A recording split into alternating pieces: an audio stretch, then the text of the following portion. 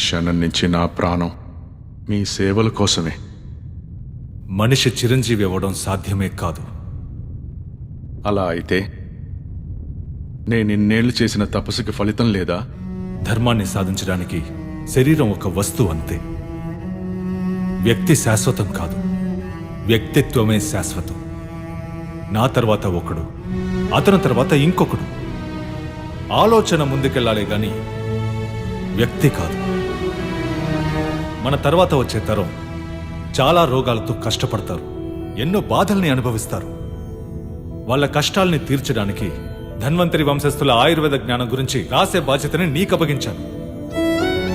కానీ నువ్వు నా మీద ఉన్న అభిమానంతో నీ జీవితాన్ని నా కోసం త్యాగం చేశావు. నిజం, నువ్వు చేసిన తపస్సు వల్ల, ఆ దేవుడి కృప వల్ల ఆరక లాంటి రాక్షసుని సంహారం చేశాను.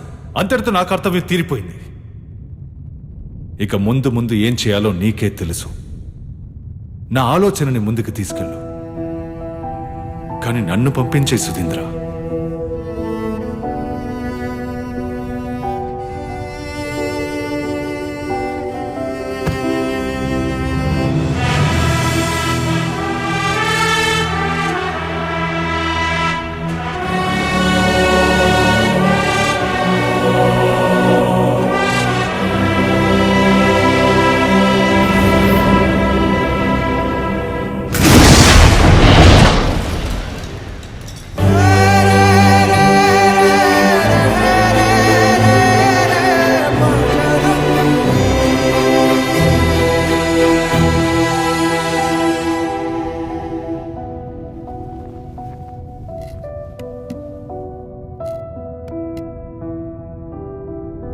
నా దేవుడి చివరి కోరిక గురుగారు.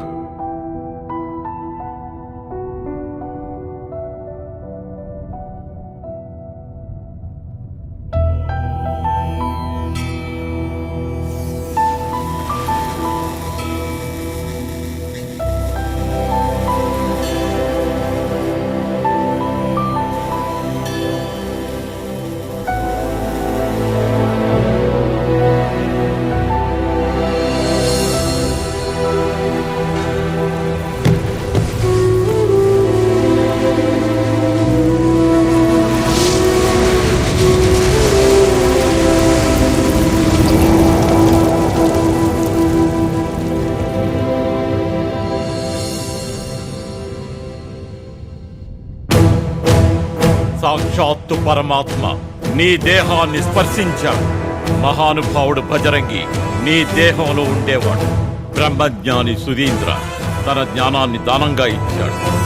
ఇక నువ్వు సామాన్య మనిషివి కాదు అంజీ. అంజికి ఏమైంది స్వామి? ఎక్కడున్నాడు అతను?